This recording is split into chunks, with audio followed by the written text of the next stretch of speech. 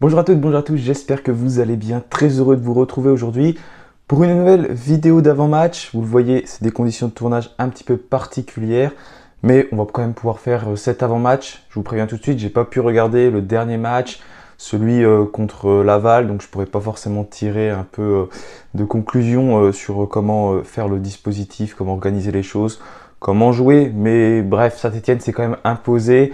J'ai eu quelques retours, donc j'ai quand même quelques avis sur comment ça s'est passé. Le match était quand même plus abouti apparemment que les dernières rencontres. On allait chercher 3 points précieux chez le leader. Il va falloir poursuivre à domicile cette fois-ci, donc à Geoffroy Guichard. Retour des deux copes contre Angers. Angers qui est le dauphin de Laval, parce que les Lavallois sont tout de même restés leaders, même s'ils se sont inclinés car ils avaient largement assez de points d'avance. Et là, il va falloir remettre ça tout simplement à domicile à Geoffroy Guichard parce que ce mois qui arrive, il est quand même assez compliqué. On a affronté Laval, on affronte maintenant Angers, on a ensuite le Paris FC qui vient à la maison et après on terminera avant la trêve internationale où d'ailleurs on jouera en Coupe de France. Le tirage au sort arrive très bientôt. On affrontera donc la JOCR au stade de l'Abbé Deschamps. Donc l'objectif c'est de prendre bien sûr les 3 points contre Angers. Laurent Batles s'est présenté aujourd'hui en conférence de presse.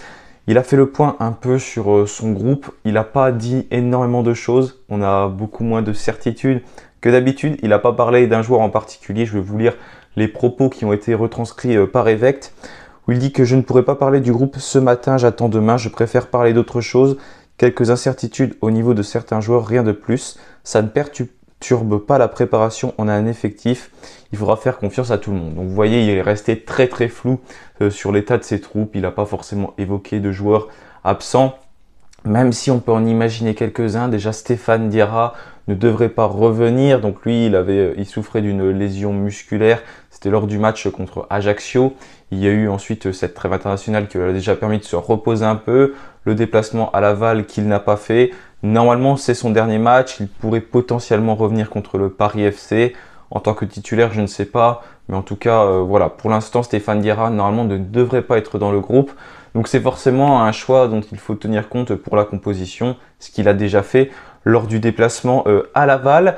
Ensuite, au niveau des autres absents, potentiellement Mahmoud Bentay qui était touché au niveau de la cheville.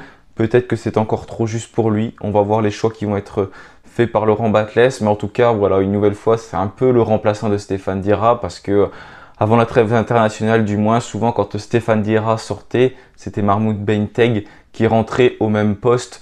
Donc voilà, c'est un choix que va devoir faire Laurent Batles une nouvelle fois. On va voir qui c'est qu'il va mettre sur ce poste d'ailier gauche. Et sinon, je ne sais pas trop qui pourrait être absent potentiellement. J'ai pas forcément vu d'infos.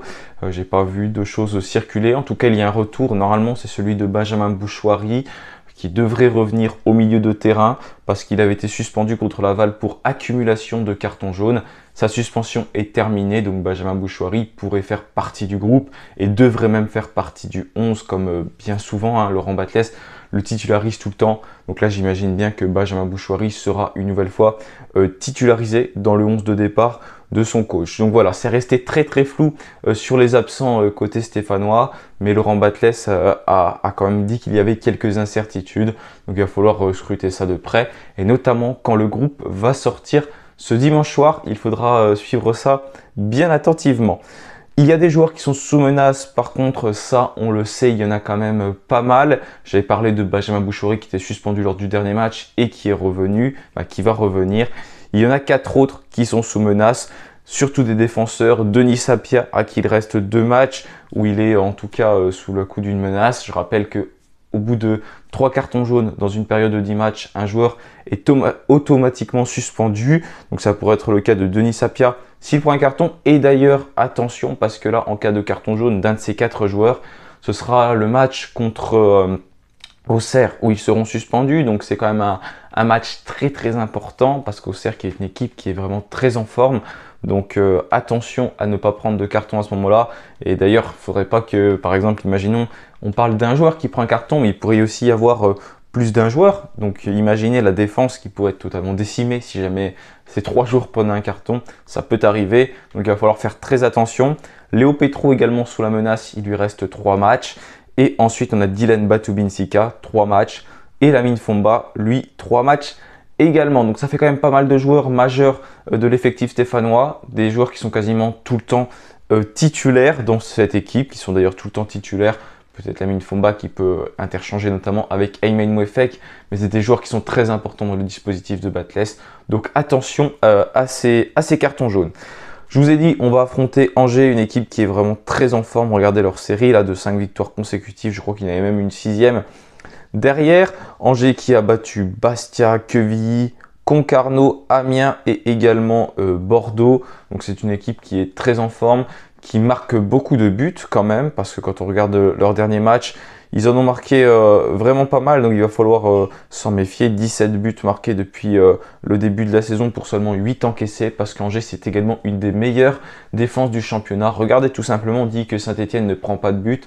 On a pris 0, nous, sur les 5 derniers matchs, mais quand on regarde Angers, ils en ont pris également presque 0. Ils en ont pris seulement 1 lors de leurs 5 dernières rencontres. C'était contre Amiens et puis j'ai envie de dire ce but il est tellement anecdotique puisque Angers s'était imposé sur le score de 4 buts à 1. Donc c'est une équipe qui est très solide.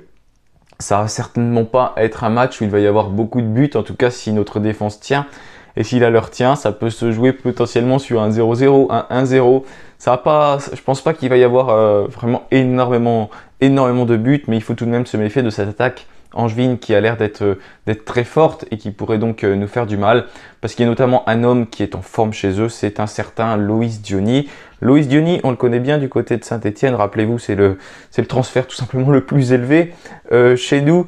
Il a marqué pas mal de buts depuis le début de la saison, 5 buts marqués. Ibrahim Sissoko, à titre de comparaison à Saint-Etienne, c'est 7, je ne sais pas combien il a mis de penalty, Diony. Mais voilà, c'est un joueur qui est vraiment en forme et qui forme notamment un bon duo devant avec Abdelli. Il y a des joueurs comme Baouya qui sont très en forme. Mais attention à Zinedine Ferrat également qui a rejoint Angers cet été et qui est un joueur qui peut emmener de la percussion et nous faire mal. Une équipe qui a l'habitude de jouer dans un dispositif en 4-4-2, donc qui va très certainement ressembler à celui de Saint-Etienne parce que moi je nous ai mis dans un dispositif en 4-4-2, on en reparlera tout à l'heure, mais il va peut-être y avoir une petite évolution, c'est ce qui peut se passer, ça pourrait être une petite surprise de la part de Laurent Batles. Je pense pas qu'il l'ait fait ce dispositif lors du match contre Laval. Dites-le moi en commentaire si vous avez vu un 4-4-2, mais je pense que c'était plutôt un 4-3-3.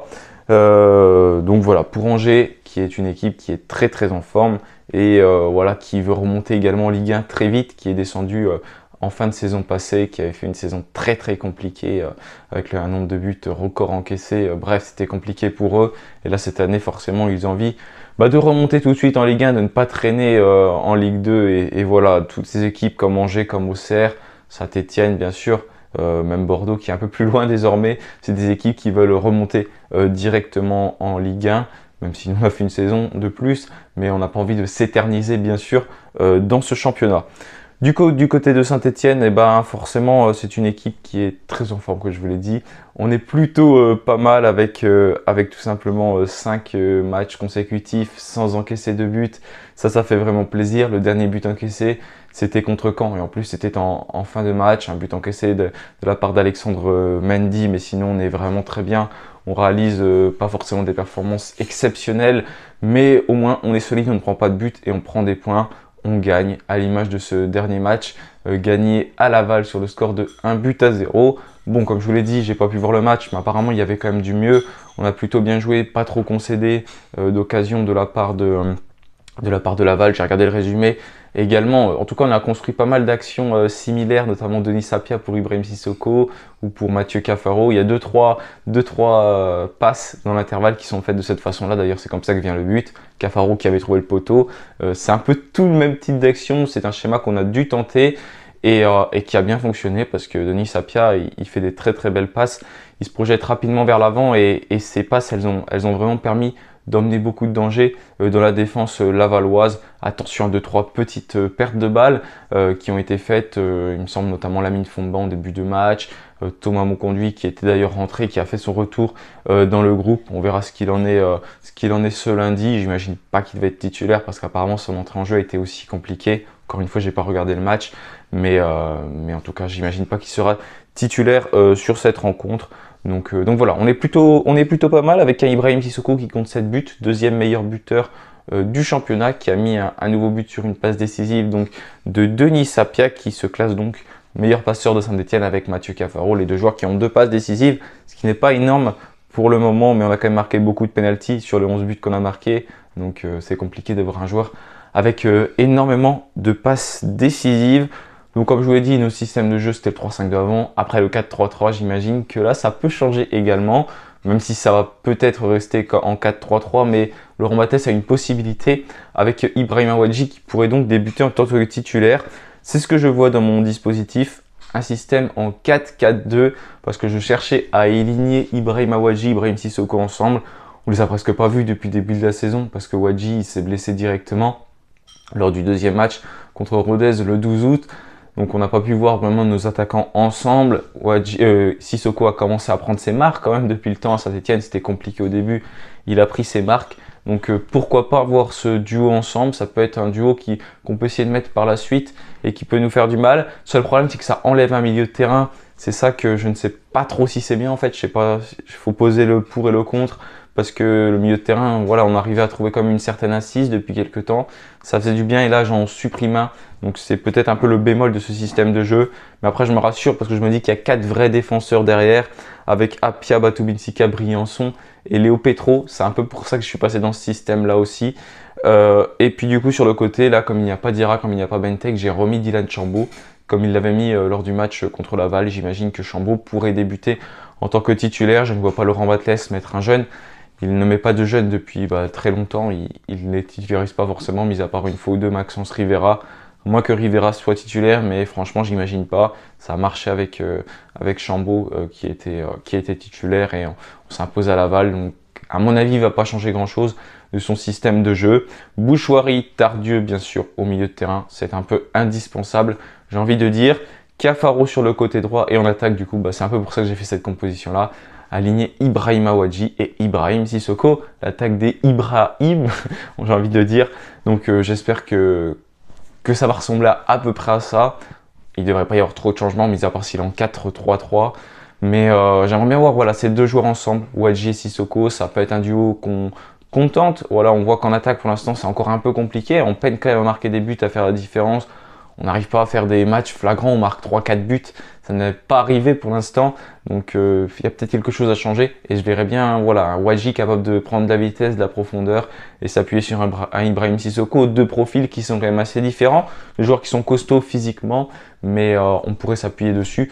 Pourquoi pas aujourd'hui, lundi plutôt. Voilà, merci à tous d'avoir regardé cette vidéo. N'hésitez pas à me dire ce que vous en pensez, à me donner votre composition en commentaire, votre pronostic. Également, on espère bien sûr une victoire de Saint-Etienne avec un nouveau clean sheet. Voilà, je mettrai bien un petit 1-0 pour Saint-Etienne. À mon avis, il n'y aura pas beaucoup de buts sur cette rencontre. Ça va être très serré, ça va certainement se jouer dans sur quelques petits détails. Ça va pas être grand-chose. Il n'y aura une nouvelle fois pas de débrief de cette rencontre parce que je ne pourrai pas la regarder. Je regarderai certainement le replay plus tard, mais je ne pourrai pas regarder le match. Donc la prochaine vidéo, ce sera une nouvelle fois un avant-match. Ce sera l'avant-match de Saint-Etienne Paris FC. En attendant, moi je vous souhaite à tous un bon week-end et puis regardez bien attentivement cette rencontre. On va voir ce qui va se passer, puis on espère une nouvelle victoire de Saint-Etienne dans un match qui sera certainement bien sûr compliqué face à une équipe d'Angers qui va venir à Saint-Etienne bien sûr pour ramener aussi les 3 points parce qu'ils arrivent à les ramener en ce moment assez souvent. Ils veulent maintenir leur deuxième place et pourquoi pas passer leader parce que je pense que sur ce match, il y a possibilité pour Angers de passer leader voilà, en cas de faux pas de Laval. Donc on va suivre ça de très près. Voilà, merci à tous, bon week-end et allez les Verts!